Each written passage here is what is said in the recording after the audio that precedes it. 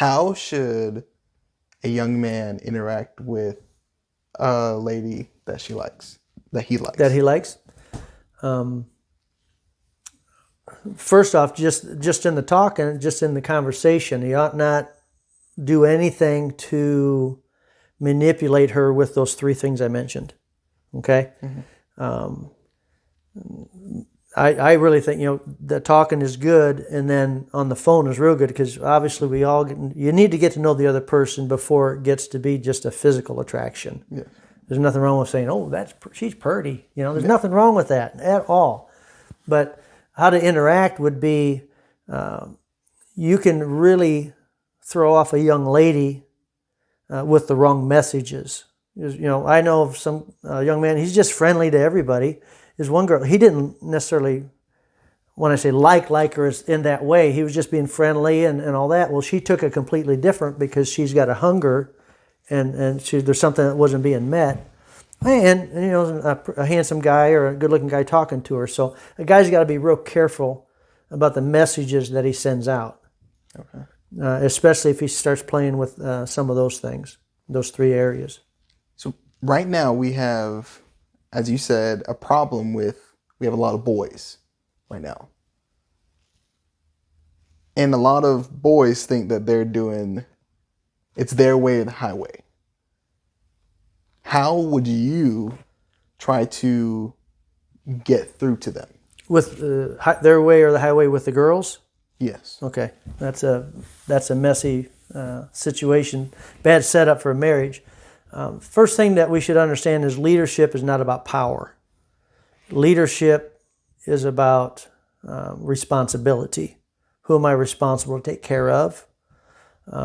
There's some philosophies that the military has, and it's mentioned in other places. I think Simon Sinek, he does a lot of conversations on some of these things. He's got the book "Leaders Eat Last." Yes, I read that. Okay, and I got taught that long before that book was out. I got taught that as a young man, mm-hmm.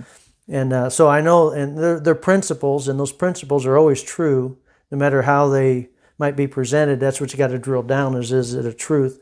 But anyway, they need to understand that. Can I go Bible on you in Genesis? Of course. Adam was created by God first. Eve wasn't even there when God said, "Dress and keep the garden." Yes. Okay? So there is a difference between headship and leadership. Headship is who holds the buck, who's the most responsible when things go wrong. I'd always tell the guys, I said, if I need to know something that the chief's not going to like, please let me know. And they might walk in, like a patrol sergeant.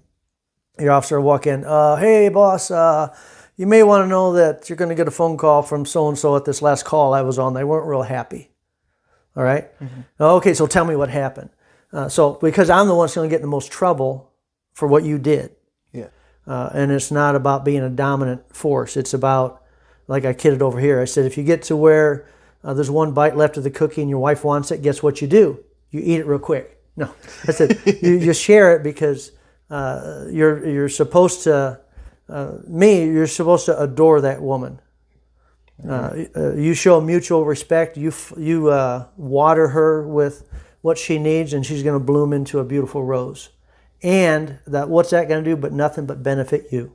Yeah. So to have an attitude of domination, you're my slave. No, this is your life partner.